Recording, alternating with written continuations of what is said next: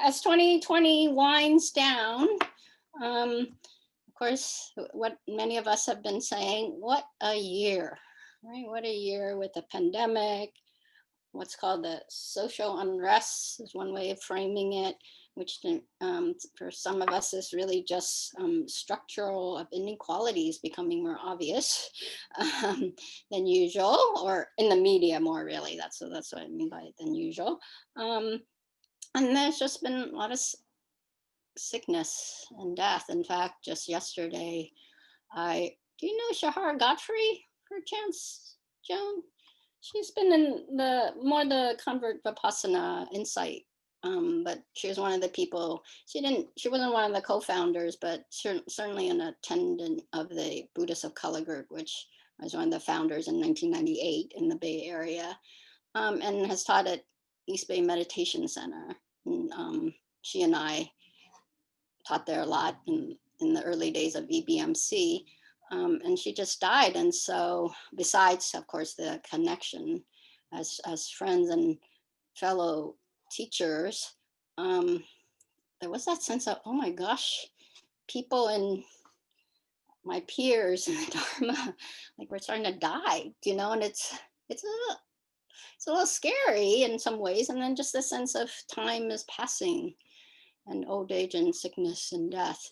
And the thing I wanted to talk about tonight was about thinking, in part because I've been really studying and teaching about the Eightfold Path. So something about me that you all might not know is I started out in the Insight tradition of Spirit Rock. Then I went to Tassajara for the summer to work to just do a 3-month. I was not going to become a Zen person, but obviously I got bit by the Zen bug. I like to say they're really big bugs at Tassajara, because it's the forest. And so, here I am, a Zen person, and I still teach a combination of Zen and Vipassana. And the reason mainly for that is that these days I like to think about, so as someone who I know who has also practiced both much, and I look up to, they have said to me that Zen is their religion and Vipassana is their practice. And so I repeat that because I feel like it also speaks to how I, especially in the teacher seat, really think about how is it, essentially my sense of being in the teacher seat is to support people to deal with dukkha, right? The first noble truth, right? How do we negotiate our lives in the midst of classically defined as suffering, but the other definitions I like are dis-ease, discontent, and dissatisfaction, right? So that's the first noble truth. And the second is usually there's a cause, right? Causes and condition. Third, of course, is that there's an end to it. And the fourth is more older. It's just practice, and more now in the realm of things is the Eightfold Path. So in Zen, we don't talk about, of course, the Four Noble Truths are part of all sects of Buddhism, but in Zen, I don't think we talk about the Eightfold Path very much. And they're really very useful. So for me, the practices of Vipassana, while it's great to, like especially around thinking, say, to not think, right, or non-thinking, that's the mantra of Zen, or the motto, excuse me, of Zen, right, is non-thinking. And who here knows what non-thinking means? Joan, you know, Joan already knows, so Joan is exempt. Who here knows what non-thinking means? Oh, all right. One person knows what non-thinking means. All right. I'm actually going to talk about, right, how does it go, right? Think of not thinking. Not thinking. What kind of thinking is that? Non-thinking. This is the essential art of Zazen, obviously from the Fukan Zazengi, right? So I'm going to start actually with Keiryū from You Have to Say Something.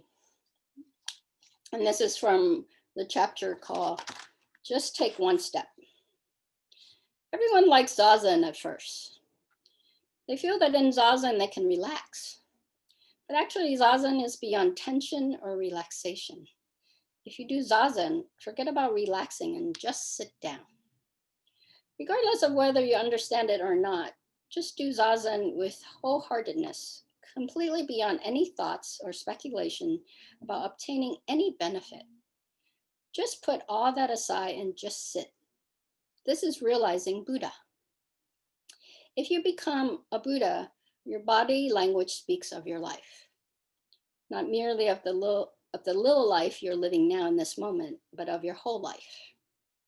The important point is not to try to escape your life, but to face it exactly and completely, beyond discussing whether or not your Zazen or your situation is good or bad, right or wrong. This is all you have to do. Sounds great, right? And yet, when the world is in turmoil, when each of us are in turmoil, to me, it's really hard to do. And so, so my sense of Zen is the spirit of Zen. These days, recently I was just talking to Greg Fain, in fact, and saying I find that Zen is kind of like a cheerleader. You know, we're always like, yeah, Buddha nature. We're all, you know, fundamentally good. Yay, yay, yay. You know, just drop into it. Just be yourself. And Zen is Zen, right? When you are you, then Zen is Zen. And most of the time when I'm myself, especially in my thinking, I don't want to be that me that's in my thinking. I don't know about many of you, but there are moments perhaps. So here's further on in the chapter, Keiryū Roshi says, usually people have the idea that they can attain wisdom if they do Zazen. But from the first, Zazen is nothing but wisdom. If we don't understand this point, there's something stinky about our Zazen. It is intellectual Zazen, just the idea of Zazen. It might look like Zazen, but it's not Zazen. It's just our everyday helter-skelter mind. According to traditional Buddhism, our helter-skelter state of mind must be subdued by the practices of shamatha and vipassana, tranquility and insight. The first is to stop the helter-skelter mind, and the second is to view the human world on a broad scale. In other words, to see it with wisdom. If we make our confused state of mind stop, we very naturally attain wisdom. So then, to me, this is actually talking about think of not thinking and non-thinking, right? But more specifically about think of not thinking, right? So when I was thinking about thinking, I thought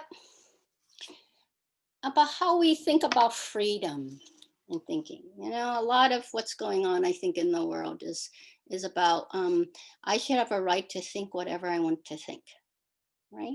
This is where the sense of truth becomes really different these days, right?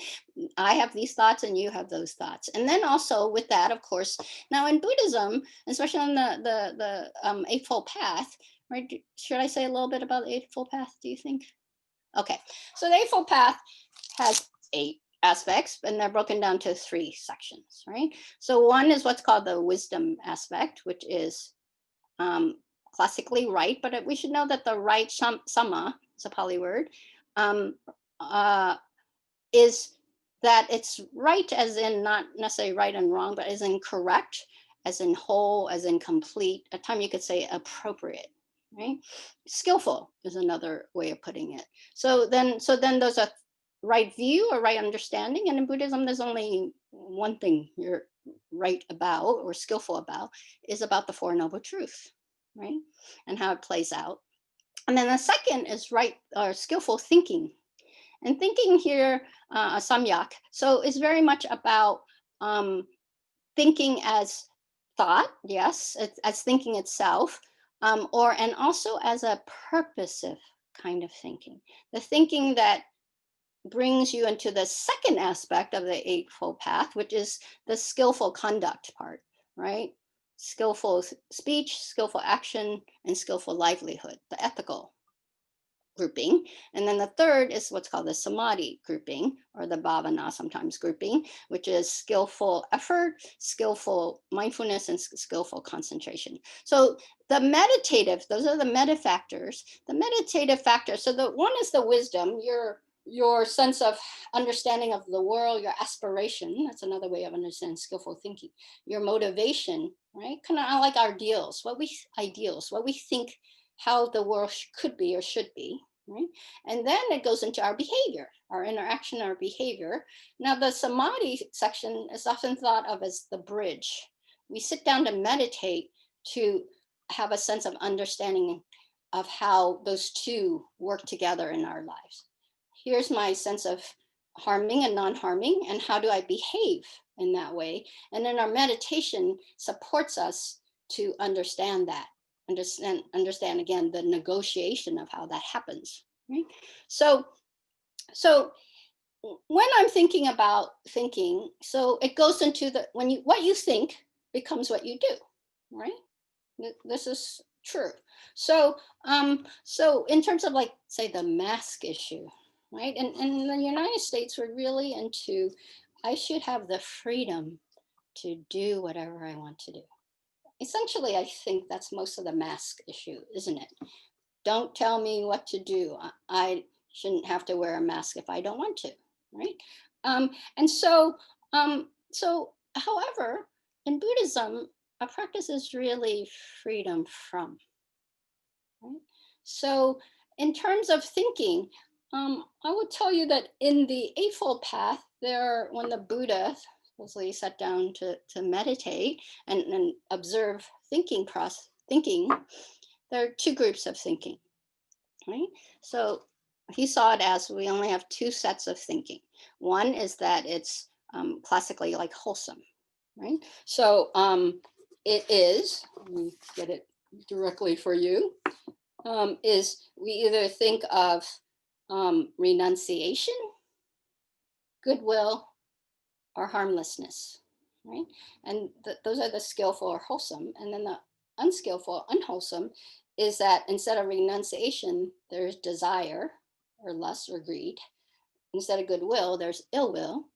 And instead of harmlessness, there's harmful or cruelty thinking, right? And so how to work with those is the skillful thinking, right? And so what do we do when we have lust and greed that is pervasive, right? Don't forget that having desire or lust is not a problem. So the second noble truth is that it's not having desire or lust or craving kind of goes towards it more, because it's the obsessive quality, the inability to let go, right? That is the cause of suffering, or is the condition in which suffering is more likely to happen. For instance, right? I like ice cream. Joan knows that. I like ice cream. But if I continuously think about ice cream when I'm meditating, or as is sometimes the case, sometimes I don't buy ice cream and put it in my fridge, because once I know it's in the fridge, I will always eat it until it's gone. Not necessarily in one sitting, but almost consecutive nights, I will eat the ice cream until it's gone. So it's that obsessiveness or the inability to not think about ice cream or eat ice cream. Now, of course, that sounds easy when it's ice cream, but what about when it's something that might be harmful? Like thoughts about how you have done me wrong, or how, things are unfair in my life and should be otherwise. And then when you have the power to back that up and take it to the extent that impacts other people or yourself or a whole country, then that's where we see how suffering can be arises more, because of this perseveration of the desire for things to be different than they are, or for things to be as I would like them to be. So in terms of thinking, how is it that we can renunciate, right? So a lot of, classically, it is what's called three things, right? The material goods, which is the 8 worldly dharmas, right? Gain and loss, pleasure and pain, praise and blame, fame and disrepute, or our obsessive thinking about ourselves, right? About who we are, about how good we should be or who we think we should be, and then a fear, right? A fear, oftentimes about, mostly to be in the teaching, is the fear that I'm not who I think I am, or you are going to annihilate the sense of me, right? And so, in a way, our part in terms of Zen is to think of the part in which we let go, right? We let go of dualistic thinking, right? Because all these are dualistic: gain and loss, pleasure and pain, sense of self becoming or sense of self being annihilated. Those are dualistic thinking, right? So as Keiryū in the same chapter says, in the dualistic world, things always seem to exist in complete separation. They are never unified, but the dualistic world is created by human speculation. It's the world we conceptualize through our consciousness. Human thought and speculation are not wrong, but they are often deceitful and evasive. When we are caught up in the dualistic world, we act just like a dog or a cat trying to get a piece of meat hanging from a pole tied to its own body. The moment it sees the meat, it goes for it. But of course, it never reaches it. And the pole isn't stiff, but flexible, so that when the animal moves, the food snaps to the left and right, flying in all directions. This only makes the animal move all the more wildly. This stuff dangling and moving in front of us is just noise created by our human consciousness. We enjoy getting lost in it, but it's deceitful because it's dualistic.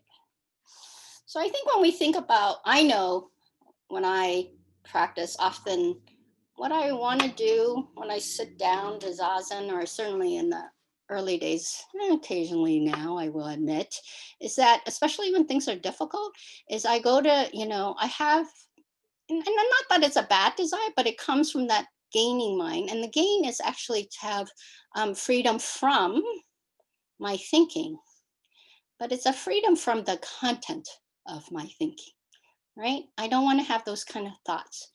I don't want to have those thoughts about myself, right? So it's freedom from being distressed by our thinking. When you say, who here has tried to sit and try, and this is also why we love concentration, because there's a sense of ease and the thoughts don't, there's a settledness about it.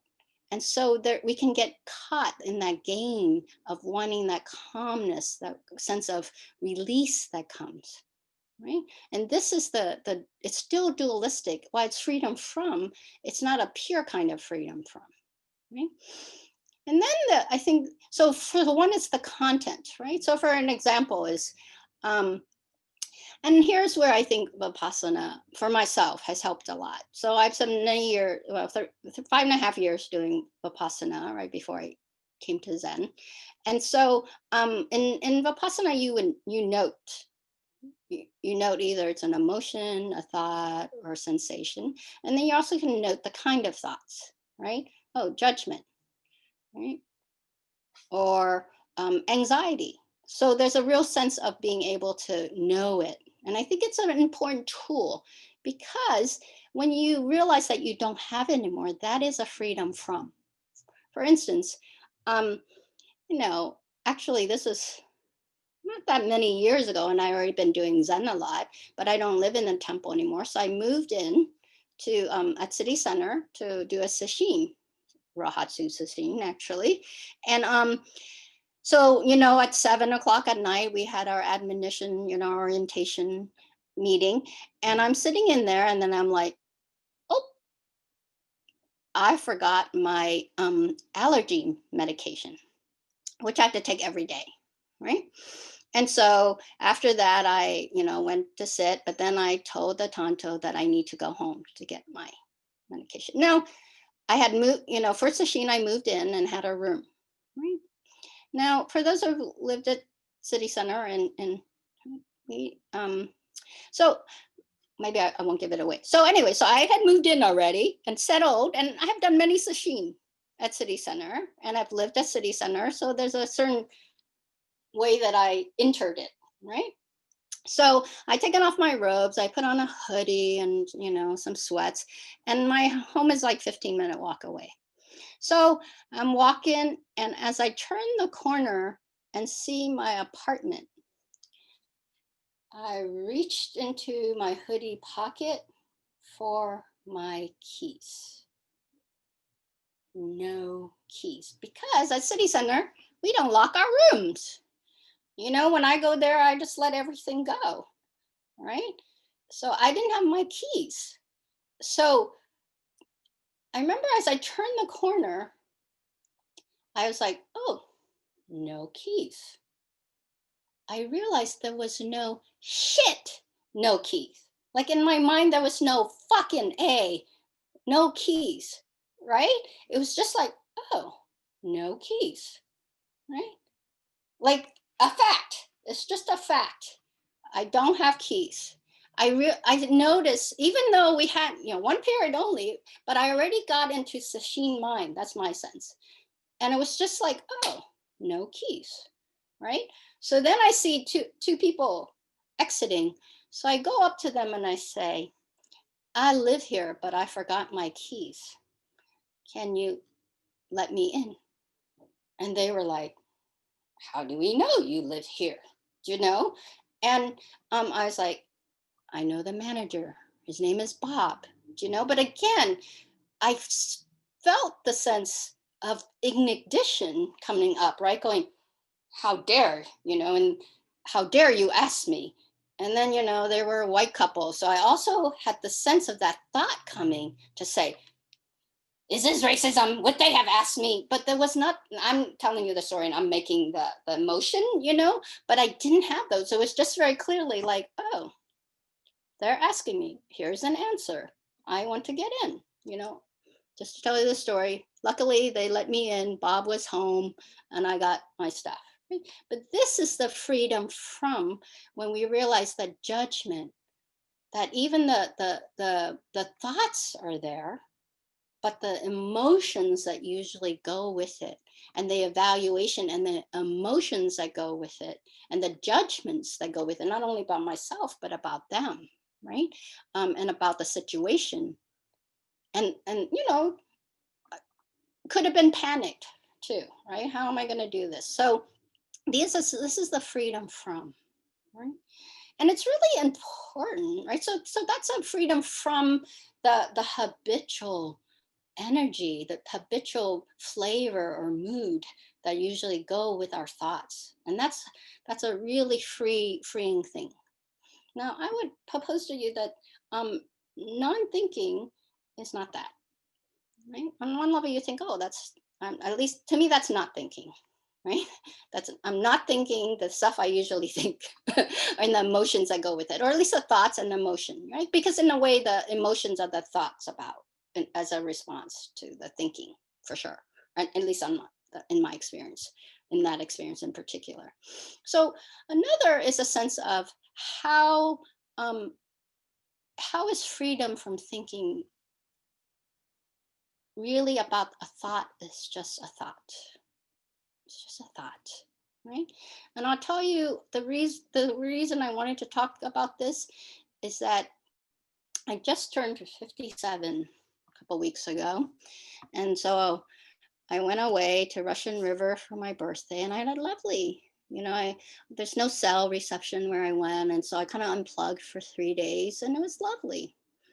And then I was just sitting on the couch with my girlfriend watching getting ready to watch a Netflix show, right?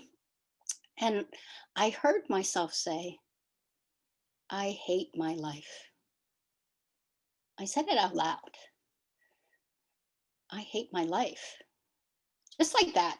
It wasn't like a big thing, and nothing happened. We weren't fighting, nothing happened. And I heard myself say, I hate my life.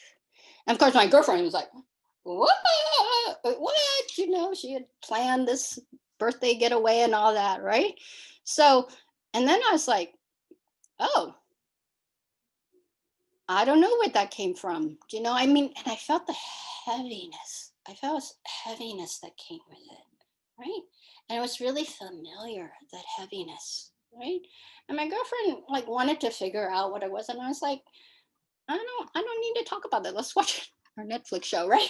Like it's just a thought I'm having, and I'm feeling the heaviness, and I feel heavy. That's why I said to her, but I don't need to talk about it, right? And it has carried, and not the heaviness, just the sense of having that thought, and really being to experience the weight, the karmic weight of that habitual tendency that goes with it. Now I'm very familiar with depression.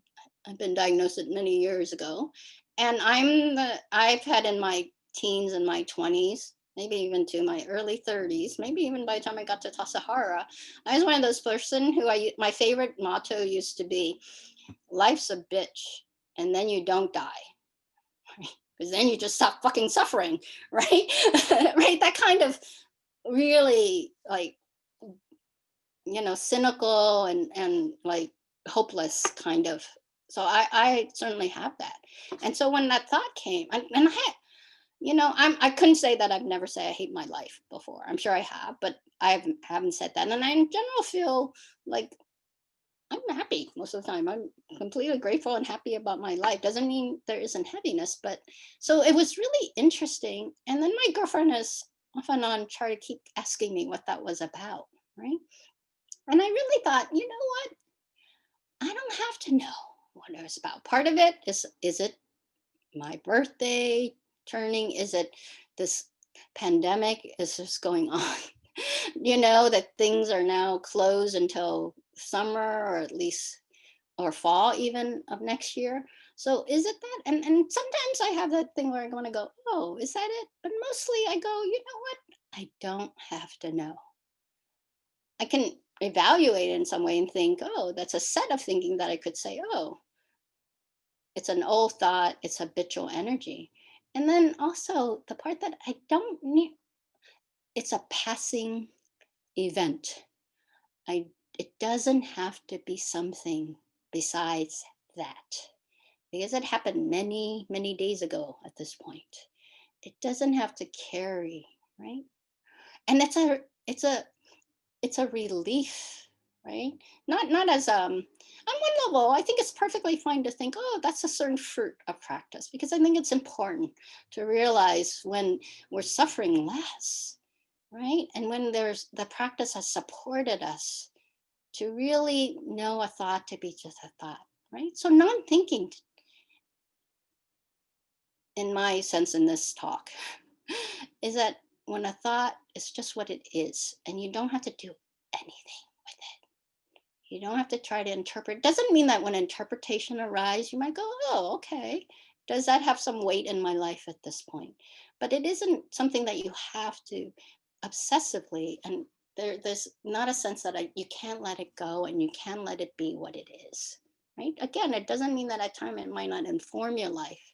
But there was a very much the not knowing that's not from cynicalness or from pain, the overwhelming of pain. Like life's a bitch and then you don't die was really not, it sounded like a statement, but it was really that sense of like, I give up from hopelessness, not a sense of I don't need to know, right? And it doesn't have to mean something besides what it was in that moment. So freedom from thinking, or freedom thinking. Freedom thinking, I think, can be, certainly, and I think it's useful. And I think this is the thing that I think Vipassana practice, by that I mean insight practice, is that we do need to practice, especially if our habitual energy that has come to us now because of our life conditions, right? Of the causes and the conditions that brought me to here.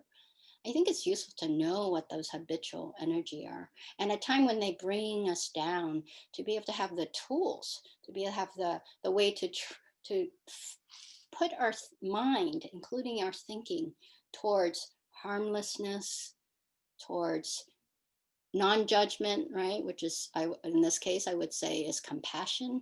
I've done, and metta. I've done lots and lots of metta in my life. And so, this is so much of practice, I think it's useful for us to be able to have the tools to connect to wholesome or skillful thinking, to keep us lifted when the weight of our habitual tendency, our karmic energy, and this is both individually and collectively, to buoyancy, give us some buoyancy when we feel heavy. Because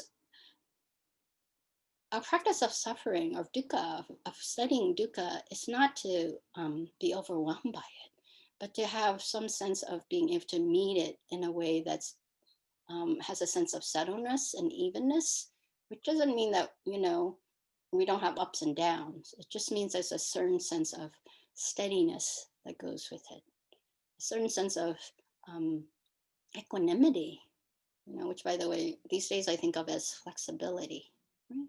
That I'm flexible when there's heaviness, to have a sense that, oh, this is not lasting, or that when it's so heavy that I know I need help, that I can think good thoughts, I can think gratitude, I can think metta, I can think compassion, so that I buoy myself up, or other people or conditions. So this is freedom thinking, right? It's both are we having some sense of not only what we think, but how we think, right? And the impact of our thinking. So is our thinking towards the wholesome, towards the sense of interconnectedness? And is our thinking in the service of non-harming, right? In the service of, I think, for instance, like if you can just say, well, that's the thought to somebody when they come to you and they're like really down, that's not in the service of harmlessness, right? Of compassion.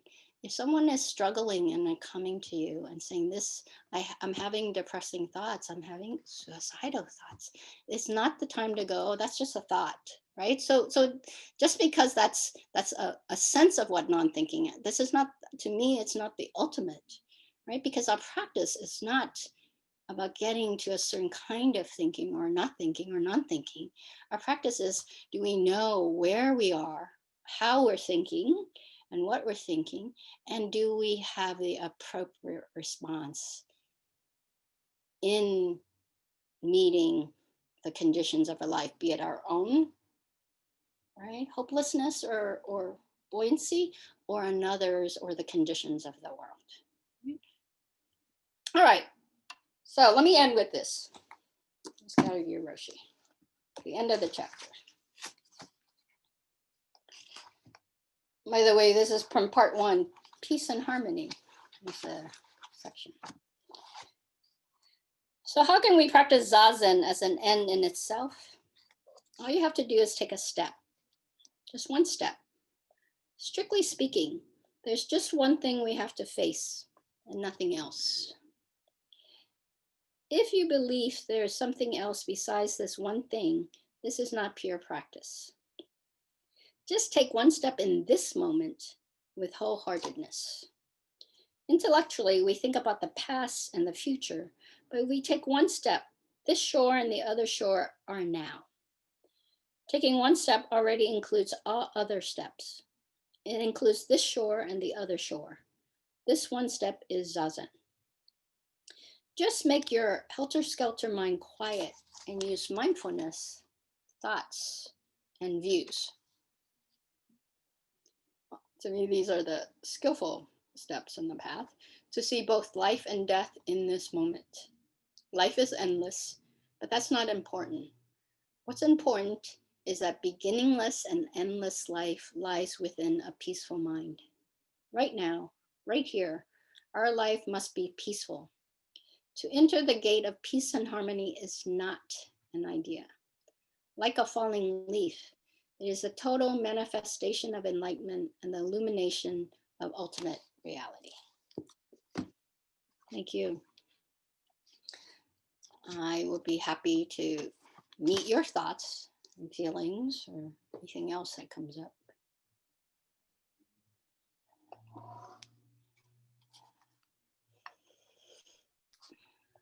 Hi, Lian. So I would say a lot of what you said, so much of what you said has resonated with me, and it's interesting that your talk is about thinking. The last time I remember seeing you, it was on the staircase at Zen Center going up to the second floor. It was during a sesshin, and even though the our exchange was very brief, I have thought about that very brief interaction for a long time. It was like my obsessing over what I said and what I should have said instead. Um, and I I'm glad that I appreciate what you said about when, for example, when somebody is coming to you and saying that they are suffering, that is not the time to say those are just thoughts.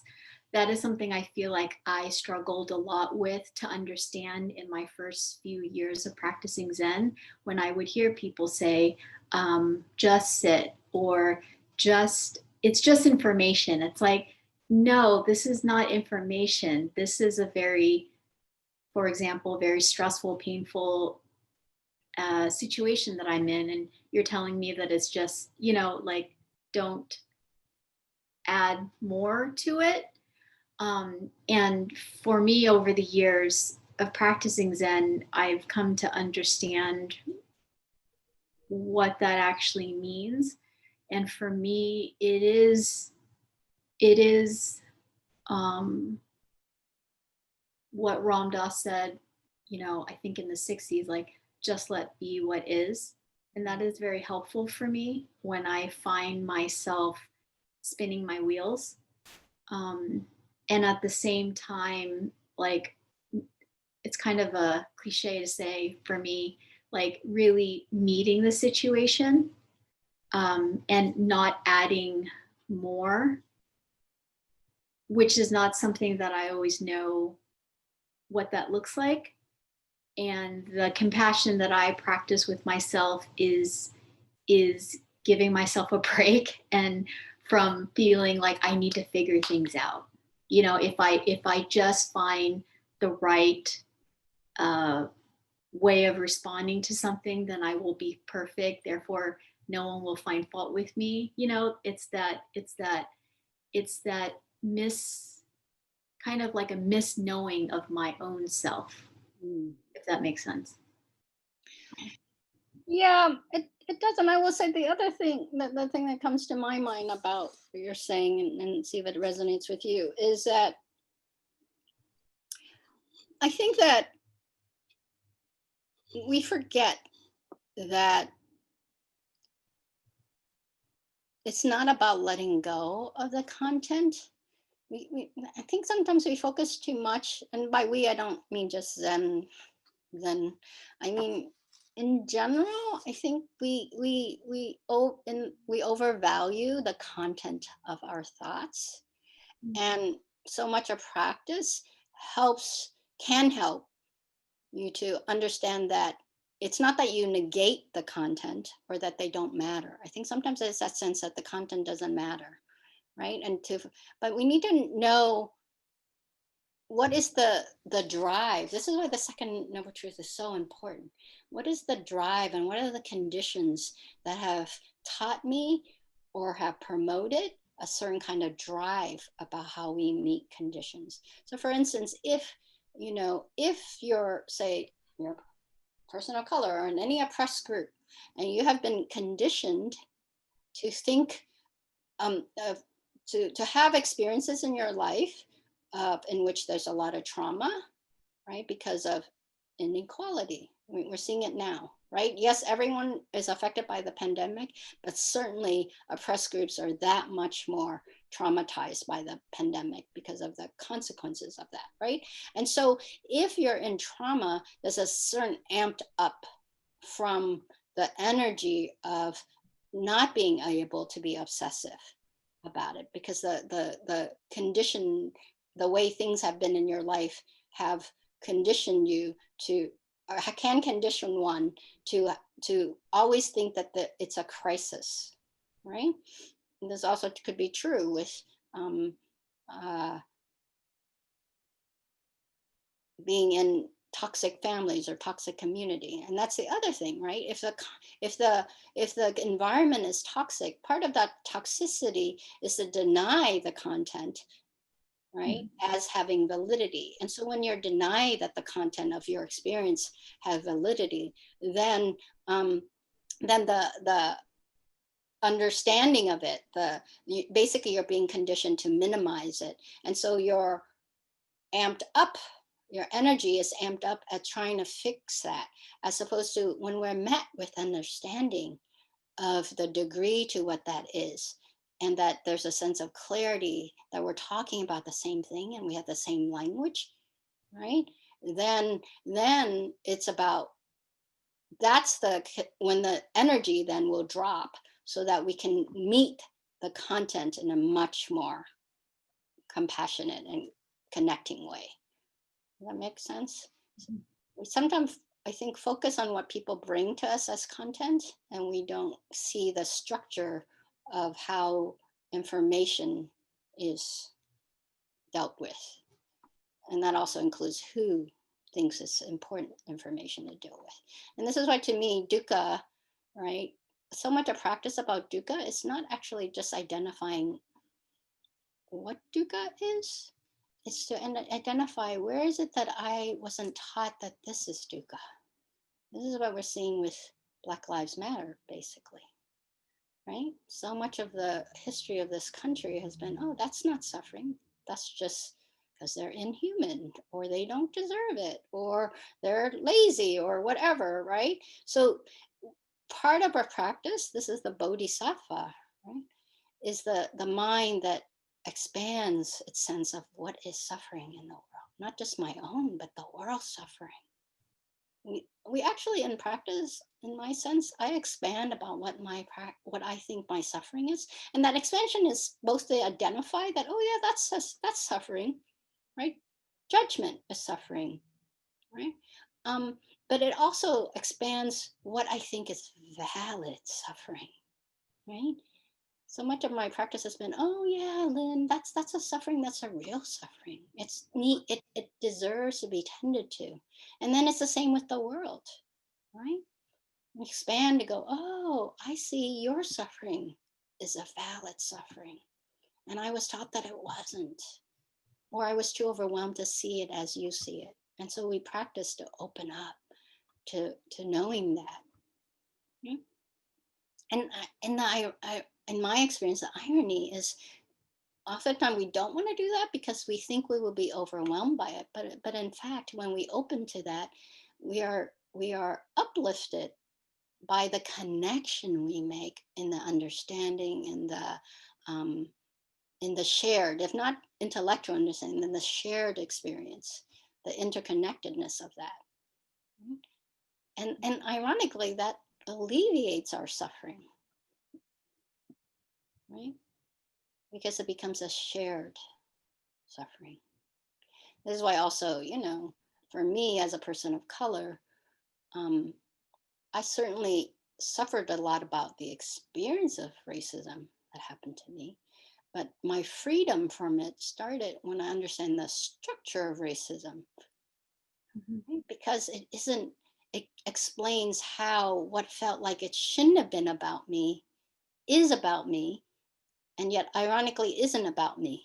That's the paradox of it, right?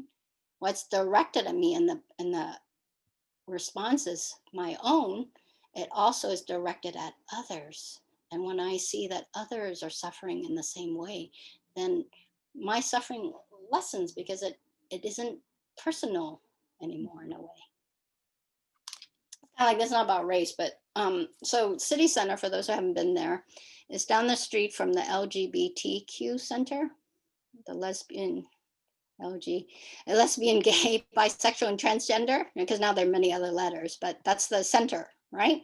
And it has the big letters, I don't know how big, they're up high, the LGBT, right? Kind of going up sticking outside, metal letters going up. And so one time I was walking down the street with another person of color who is also a lesbian. And you know, and I had this hair and they had similar. And we were just, so it's right around from Zen Center, and we were going to Safeway to get ice cream probably. You can see I'm a little obsessed about ice cream. So so we're walking down the street, and I remember this guy was coming, this white guy was coming towards me. And I remember in my mind, I had a thought, oh, he looks tired, poor guy. And then as we're getting close to each other, he looks at us, and then as we're passing, he says really quietly, he says, fucking dykes, right? And then it just keeps passing. Right? And at first my mind was like, huh, right? And then I was like, yeah, that's right, we are, right? Now, in the past before, when I wasn't secure in it, right? And I'm part of my security is not just my own coming out and living with it, but I'm in San Francisco. I'm just literally outside the LGBTQ. You know, this is gay Mecca, right? So of course conditions, not both internal and external, huge impact, right? So, you know, but in the past when I was more isolated and not secure both internally and externally, I would have been much more afraid. And in that, then I'm defended and I would say, fuck you, how dare you, and all that, right? Not to say that that's valid and that he should be able to, mind you. I'm not saying that at all. I'm just saying that in the sense that when the condition supports an acceptance and allowing for differences, and then in the internal that has come to peace about what is perceived as difference, or the consequence of that difference is another way to talk about it. Then from that place, the response is different, right? In fact, it became like, oh yeah, that's, you know, I celebrate it. Sorry, you don't. That was the essence of my thing. The funny thing was, you know, when I turned around, I saw that the L was missing for some reason on the sign. I was like, part of my mind was going, gosh, did he just put us in there? Like the L is missing, so he just, you know, had to put lesbian in there somehow. I don't, you know, there's just the mind making up another story. But anyways, and I don't remember now why I brought that up. I hope it supported somebody's something or another. All right, it's after 5. I don't know what happens now. And you're muted, Johnson. Liēn, we still have, we go until 5:30 your time. Oh. So there's still plenty of time. It's just really great to just see you and hear you. But I'm wondering if anybody else, yes, John. I always have a question. So, you know, there are many different meditation practices with maybe different specifics about them. You've got a great deal of experience with 2 of them, and I hope I'm not asking you to simply repeat the talk that you just gave, but what do you think is the common thread between them, or maybe among them?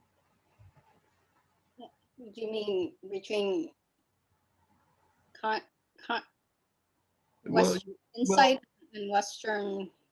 Well, I'm saying maybe the common thread between Vipassana and Zazen, and my kind of feeling is that maybe it's just making a little bit of a space between your reaction and, you know, you're giving yourself a little bit of a distance between you and your reactions. That's what seems to be coming out to me lately. But what do you think? Well, there's several ways I could talk about it. Well, here's the thing. So here's one way. I think I'll tell you. In terms of thinking, here's what I have as what is the freedom of thinking? Freedom thinking. And I like words. So I was thinking, do I want to call that freedom thinking, thinking from freedom from thinking, you know? And the reason I chose freedom thinking is that both it implies that we need to have a sense of directing our mind at wholesome, skillful, freedom-based, liberation-based thinking. Because otherwise our mind, you know, Remember that those two are always there, and we train so that we rest and we connect to and can access them. Because until you're a Buddha, by the way, I think a Buddha doesn't actually just have wholesome thoughts. Not that I really know, this is a theory. Wholesome, skillful thoughts. I think the difference is a Buddha trusts that and has confidence and can access it in a much more sustained way than you and I, right? So because we have Buddha nature, which means wholesome, skillful, loving thoughts are already there, but I just don't live there very often, or I'm not connected to it, or that's why I fall into the heaviness of things, right? So freedom, the thing that we're free from, and the aim is the freedom not to be attached, right, to our what we're attached to. In this case, we're talking about thinking, right? Our beliefs. Thinking leads to beliefs. Beliefs lead to actions, and that's the purposiveness of thinking, right? So freedom not to be attached to it and ruled by it. And in a way, we can. Where I see suffering so much in the world is, and in this country in particular, is very much attached thinking. And part of that non-attachment is to be able to not only open to that my thoughts don't have to have the kind of meaning that I keep on putting on it, or the impact of the meanings I put to it, be it the emotions or the actions that I do, right? It's also the same with other people, and it's also the same with situations. So that would be, I say that's the commonality. The difference is how you get there. To me, this is, those who took my 1.0, I say insight is about mindfulness for the most part, right? And this is a broad stroke. So is that in what is called Vipassana, but now we're talking about the sect, right? We're not talking about the kind of practice, but in general, it is about mindfulness. There's always a subject and an object, and you want to identify it in a way that you say, oh, this is a hand, has a thumb and 4 fingers. Oh, look, there's lines here. Oh, look, there are pores here. Oh, look, the lines are like this. Oh, look. And finally, you're just with the hand completely, right? So I'm the freedom from what I think the hand is when I experience the hand on my face completely. So that's the mindfulness, or classically insight broadly. With Zen, to me, and don't forget though, the big thing to understand is that Zen came after, when all this became overly done, right? Like it's too much, and the too much comes, in my sense of things, is not so much that, there are 84,000 gates, there's this, all the dharmas are like this, right? Not just that, but it's because only certain monks, men, practicing a certain way can attain enlightenment, right? And so the revolution of Mahayana is that, no, we're all have the capacity, right? So it's to me, it's a people's revolution on a certain level. But it came because it became too minutia, too, contrived in the sense of accessible to only certain people, right? But so then it came and said, oh, that's too much. So and then way you could say an overreaction is then it's just basically like, stop it. Stop stop trying to interpret what it is. So in Zen, we're always just going, stop it. Don't think, don't make up stories about it as a broad thing. But to me, when is it helpful to examine exactly what's in front of me and have a better understanding of it? And then actually these days, I would say to better have an understanding of what supports all this, and what is it that supports me to be able to observe in this way. So my location in history and social and all ways, right? And then, so this has its use, and this has its use, and this has its use. But in the world, I can't go around just not examining and interpreting, right? Nor in the world can I just always examine and interpret, because my examination and my interpretation is conditioned, right? Just as how I think what should be not thought is conditioned. And that's what kind of I meant by, on one level, it's a really great aspiration to say, just be with it completely. It's another to I think the part that we've perhaps in Zen don't pay enough attention to is that who gets to let go of thoughts and not examine is also conditioned. Or how, when is it possible to let go of thoughts and to be with things completely? And it's also not only that, but it's based on a practice that is in Sangha, right? Really, to me, Zen practice isn't really Zen practice unless you're at the monastery or at minimal at the temple. And by that, I only mean that is because it's conditioned on doing the same thing over and over and having a support that's not based on intellectual, right?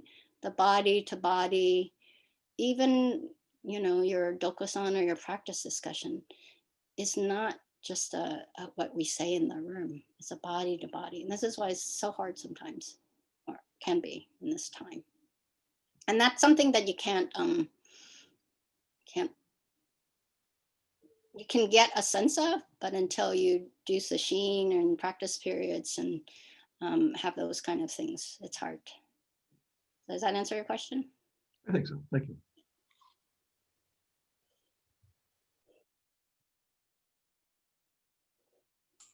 Lien, I just want to say, you were very generous with us in sharing kind of deeply from your own personal life. And I think that's really moving.